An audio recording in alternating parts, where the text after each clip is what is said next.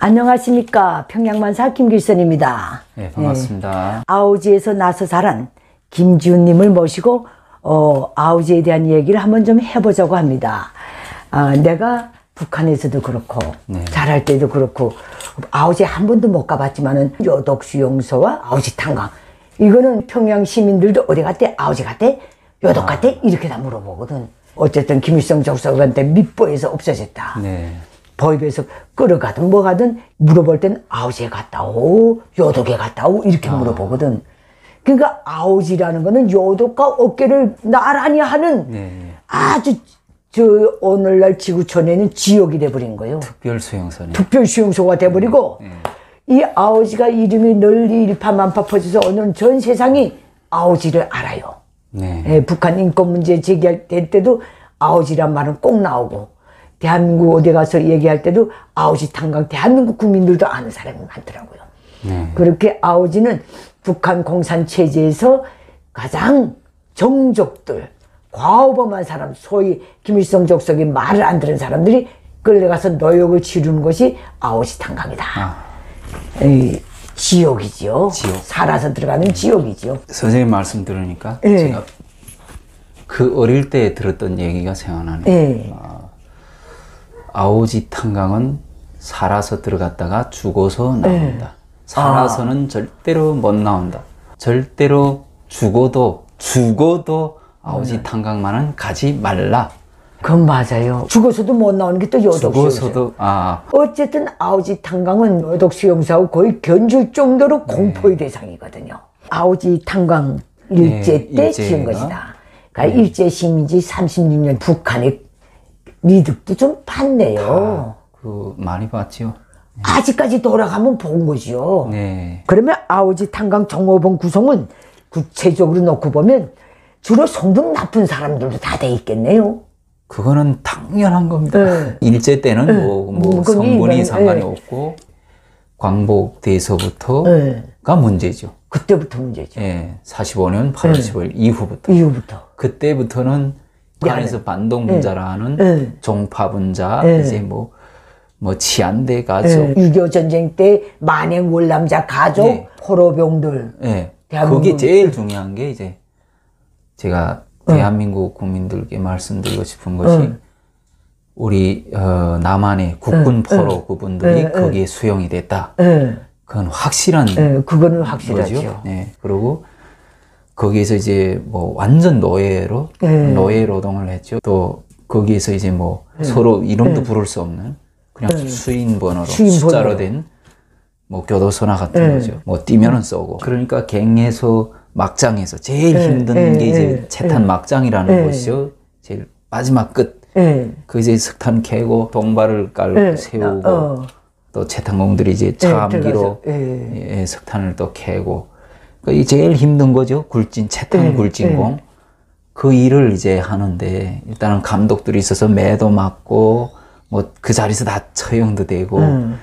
그러니까 이 사람들이 얼마나 억울했겠습니까? 전쟁이라는 그 이유 하나 때문에 이제 거기에 끌려가서 강제 노역을 당했으니까. 그러니까 이렇게 수없이 많이 죽었고 또 젊은 시절에 죽었고 또 살아남으신 분들은 이제 1950년대 말에 이제 김일성 내가 뭐 이렇게 결정해서 43호라고 했었어요. 내가 결정 43호. 저 집은 43호야. 하면 저거 국군 포로로구나. 국군 포로라기보다는 남조선 계례. 그래서 이렇게도 통하고 남조선 새끼 뭐 이렇게도 말했어요. 그 정도로 증오를 하게 만들어 놨어요. 그리고 이제 우영군이라 하면은 또 북한 공산군을 지지해서 자원 입대해서 나갔다. 명식상은 이렇게 돼 있는데 끌려간 사람도 많대요. 일단은 그런 사람들은 출신 성분이 좋은 걸로 쳐서 뭐 육가요 뭐요 이렇게 얘기도 하더라고요. 그래가지고 그분들이 이제 간부를 하는 거예요. 그 다음에 국군 포로는 그곳에서 이제 노예로 일을 하고 이 마을 고향 사람도 있을 수 있고 같은 남쪽 사람들끼리 서로 그렇게 죽이는 거예요. 그냥 이렇게 만들어 놨어요. 시스템을. 그리고 뭐 간부들이 뭐 다 그 사람들 한 건 아니지만 대체로 그렇게 돼 있었고 어쨌든 그런 분위기와 그런 환경을 만들어 놨다 그 소리 아니에요? 환경을 만들어 놓은 거죠. 그래서 이제 그렇게 처참하게 죽고 하니까 이 국군 포로들도 사람인데 그 사람들이 이제 너무 억압을 당하니까 반란을 많이 일으켰대요. 이거는 계속 우리 쪽 그 사는 지역에서는 계속 얘기를 해요. 다 알고 있는 사실이에요. 고향에 가려고 뭐 탈출도 해보고 그 자리에서 처형돼요. 뭐 재판이라는 것도 없어요. 아, 북한에 무슨 재판이 재판이 있어요? 없고 그 자리에서 다 사살을 했고 그 당시는 더 했던 거죠. 그리고 뭐 정치범으로 갈 필요도 없어요. 거기가 정치범 순서니까. 그래서 그렇게 하다가 안 되겠다. 이 사람들이 아마 반란 이 계획을 세우고 조항 계획을 세우고 폭약을 이제 마련해가지고 계획을 짜가지고 일부 뭐 갱들 막 폭파시키고 사람들 막 뭐 많이 죽었대요. 그때. 그래서 막 엄청 규모가 커질 것 같으니까 국군 포로들 딱 잡아가지고 수십 명을 이제 처형한 사건이 있대요. 다 그 보는 앞에서 이제. 그러니까 그때도 거기서는 공개 처형을 했다는 소리죠. 그 이후에 이제 김일성이 내려오면서 아 이게 뭐냐. 뭔가 그때만 해도 60년대만 해도 기세가 있을 때거든요. 네, 일이 커질 것 같으니까 김일성 현지시도 내려와서 이게 뭔 상황이냐 알아보고 그게 이제 아마 내각 결정이 그때 이루어진 것 같아요. 이 사람들도 북한에 공민증을 줘라. 그때 이제 결혼도 하게 하고 이 주택을 이런 하모니카 주택 같은 거. 10세대씩 되는 지금도 있어요. 그런 주택들이. 외국도 국군 포로는 하루분씩 줬대요. 왜 하루분씩 줬냐? 감시를 해야 되기 때문에.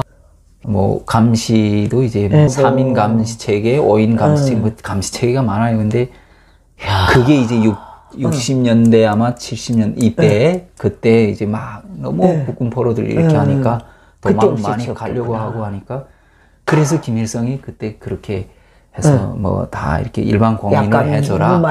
무마시켜야죠. 어차피 거기서 다 죽겠는데 그 사람들은 거기서 등골이 휘도록 일을 하다가 죽어야 될 사람들. 죽게 돼 있는 사람들인데. 그러니까 이제 그 얘기 쭉 들어오니까 아우지 탄광이 이런 악명을 떨치게 된 거는 그저 뭐 50년 전쟁 이후부터 다 시작됐겠구만. 그 이후에 이 노동력을 보충하기 위해서 전역에서 조금이라도 잘못하면 아우지 탄가 버리고 그 이후부터는 이제 평양시 사람들 많이 왔어요. 많이 갔을 거예요. 정신형 있고 정신형이 아니고 뭐 10년이든 5년이든 3년 뭐 최하 무슨 6개월인데 뭐 3개월 안에 가는 사람도 있었대요. 나도 아우지 탄광 갔던 사람 몇 명 알고 있거든요. 갔다가 돌아왔단 말은 또 못 듣고.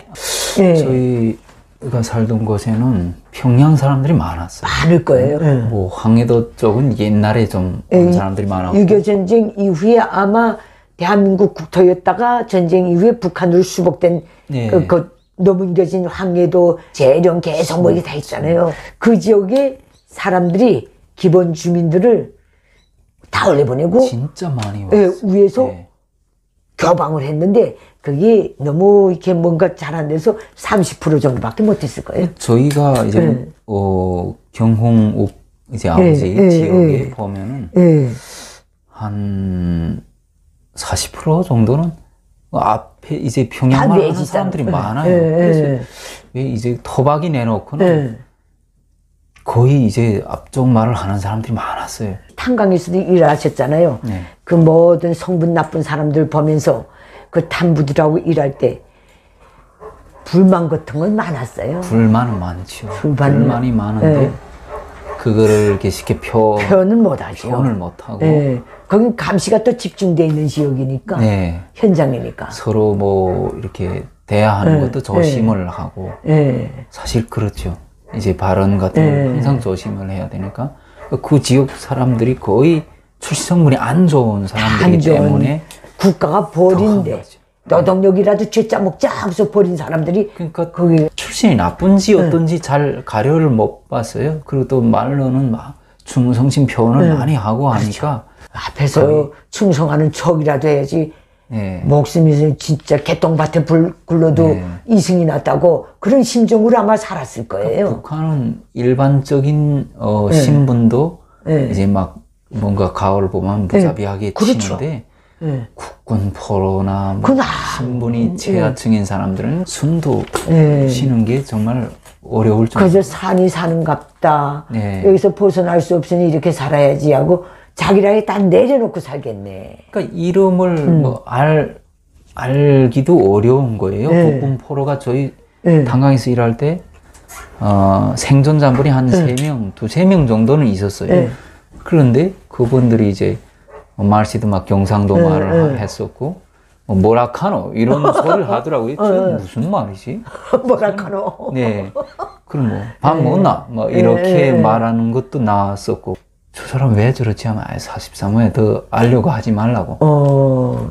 그 노동자들이 그렇게 얘기를 했어요. 근데 그분들이 이제 전쟁 때부터 이제 수용되면서 뭐 50년, 60년 그곳에서 일을 했기 때문에 이제 그 굴 속에서는 귀신인 거예요. 눈 감아도 그냥 손금보도 다 알고 바람 소리만 들어도 사고 나니까 엎드리라 이렇게 얘기를 할 정도였어요. 그 사람들이. 완전 굴에 들어가서는 전문가구만. 네, 전문가니까 그분들이 북한에서는 고문이라고 했죠. 고문이란 말 있죠. 여기 말하면 감독, 지도하고 뭐 이렇게 하는 그런 일을 했었어요. 그러니까 그 퇴직을 하고 안전요원으로 해가지고 뭐 이렇게 갱 설계하는데도 이제 그렇죠. 회의도 참가하고 당위원회에서 그걸 들었어요. 당 비서도 그 사람들 말을 참작한다. 이렇게 돼 있었어요. 우린 그렇게 알고 있었어요. 고난의 행군식. 나올 땐 석탄 또 한 짐씩 집으로 가겠네. 그게 한 40-50kg씩은 된 것 같아요. 이게 등이 막 다 까질 정도로 메고 뭐 저희도 그렇게 생계를 위해서 했지만은 그 80대 되는 할아버지들이 이렇게 또 나오고 저희 젊은 사람들도 힘든데 얼마나 힘들었겠습니까? 고향이 또 그리워서 저희는 국군 포로에 대해서 이게 들은 말이 뭐 어떤 사람은 고향을 그리면서 엄마를 그렇게 찾으면서 울었다더라. 그런 말을 들을 때 그때는 우리가 뭐 다 이해를 못했던 것이 지금 생각해보면 지금 우리가 여기 와서 보면 저는 너무 가슴 아파요. 그렇죠. 저희 아버지도 굶어서 돌아가셨거든요. 근데 내 아버지를 생각하기 전에 이 국군 포로에 대해 생각하면 너무 마음 아픈 거예요. 소름 돋치죠. 그러니까 이게 북한의 실상이라는 걸 이제 지금 알게 되면서 이런 거를 알려야 되지 않겠는가. 절박하다. 너무 모른다. 아버지 탄광에서 얼마나 많은 국군 포로들이 고생하고 죽어가는지 행복한 나라에서 하루 세끼 먹을 걱정 없고 자기 삶을 창조해 나가는 이 속에서도 고향이 그리우고 부모가 그리운데 그 사람들은 엉뚱하게 본의 아니게 끌려가가지고 그 생지옥에서 일하면서 그 사람들이 그리움이 무게하고 우리 오늘날 대한민국에서 북한을 바라볼 때 느끼는 그리움의 무게는 이건 계량이 불가능한 거예요. 계산할 수가 없어요. 그리고 또 그 후손들이 있잖아요. 후손들. 아들, 딸, 다 그 갱의 굴 속에서 일을 해야 대대손손. 손자, 손녀. 딱 들어가 있잖아요. 제가 잘 이렇게 가깝게 지냈던 그 남자애가 운전하는 고량기 뭐 기중기 운전하는 애가 있었어요. 그의 걔가 이제 국군 포로 손녀하고 사귄 거예요. 저는 그 친구하고 가깝고 또 걔는 그 국군 포로 손녀하고 가깝고 사귀었으니까 그 내용을 제가 들은 거예요. 국군 포로인데 살아 있어요? 살아 계세요? 그분은 돌아가셨어요. 80세가 아마 거의 돼서 돌아가셨고 그분이 이제 국군 포로분이 아들 딸을 낳았는데 그 딸의 자녀인 거예요. 근데 제가 이제 국군 포로가 선물로 받았던 세이코 시계 20년이 된 시계를 제가 샀거든요. 이제 그 친구를 통해서. 어디서 선물을 받았어요? 탄광 당 쪽에서 준 것 같아요. 그분한테. 왜 줬냐 하니까 남조선에서 대리로 몇 차례 왔는데 안 갔대요. 우리 공화국 정부가 좋으니까 그 사람도 바보가 아니지 않습니까? 잡히면 죽으니까. 그치. 데려왔다는 그 정보를 잡았길래 본인한테 물어보겠죠? 그 사람은 어차피 갈 수 없는 것을 알았기 때문에 여러 차례 수없이 와요. 실제 그런 신뢰가 많아요. 얼마나 가고 싶었겠어요. 그럼에도 아오지 탄광은 뭐 감시가 너무 세니까 잡히면 뭐 무조건 죽어야 되고 하니까 아내도 있고 결혼을 했으니까 가려고 생각을 안 했던 것 같아요. 그래서 선물을 색텔레비 한 번 받았고 제가 그 친구를 통해서 아는 거예요. 그 친구가 얘기를 했어요. 그러면서 야 형님 국군 포로라는데 43호 형님 알지 않아요? 근데 어떨까요? 내가 그때 한 말이 있어요. 네가 네 자유의사다. 너가 탄광에서 뭐 다른 데 더 좋은 데 갈 수 있냐? 너 여기서 뭐 당비서 할래? 네가 좋으면 사는 거지.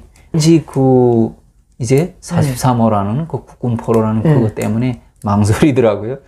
아마 지금쯤은 결혼을 했을 겁니다. 자식도 있을 수 있고. 근데 그때 얘기를 들었는데 한국에 강원도 어디라는 걸 내 정확히 기억은 안 되는데 딸이 딸을 낳고 고리 입대해서 북한에 이렇게 잡힌 거래요. 그런 일이 있었습니다. 그래서 제가 그 세이코 시계를 샀는데 그분이 국군 포로분이 얼마나 그 시계를 정리 보관을 했는지 새 것대로 있더라니까요. 근데 그 시계를 잃어버렸는데 그런 적이 있습니다.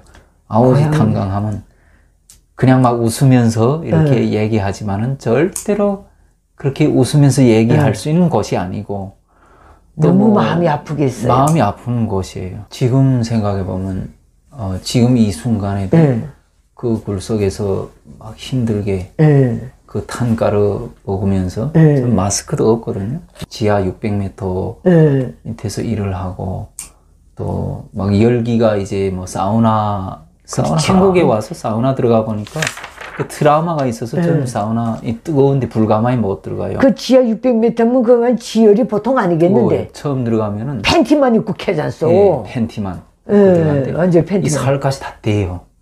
나오면은 벌겋게 돼서 나와요.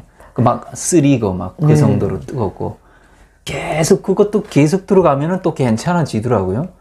탄 먼지 그런 거는 이제 마스크가 없으니까 그냥 숨을 쉬니까 5분, 10분 정도 한 번 뱉으면 한 스푼씩 나와요. 그 뭐라 하지? 침 거의 탄감이 막 굳어진 게 이렇게 덩어리가 코도 꽉 막히는 거고 거기서 이제 거기는 이렇게 가만히 이렇게 앉아 있어도 힘들어요. 숨도 못 쉬어요. 산소가 없으니까. 그럼 이제 통풍 시설이 잘 안 돼. 있기는 있는데 좌쿠하고 다 낡았어요. 김일성 족속이 보려는 인권 유린 구판의 정말 한 지역으로서 우리 지훈 씨 같은 분들이 북한이 자유화된다면 꼭 올라가서 아오지를 향해서 했던 김일성 족속이 인권 유린 범죄를 폭로하고 그 범죄 행위들을 조사하고 국군 포로고 뭐 국적에 관계없이 거기에 끌려가서 죽은 사람들 그걸 다 조사하고 다 해서 사망 기록은 다 있을 거예요. 북한이 자유화되는 시점에서 제일 먼저 출범할 게 김일성 족속 범죄조사위원회요. 이거는 무조건 해야 돼요. 저희 사명감이 있습니다. 즉 공포의 대상 진짜 살아있는 지역 북한의 아오지 탄광 전체 북한 주민들이 짙도록 하고 무소매 진례는 아오지 탄광에 대해서 오늘 시간을 한번 가져봤습니다. 이 문제는 여기서 마치도록 하겠습니다. 감사합니다. 감사합니다.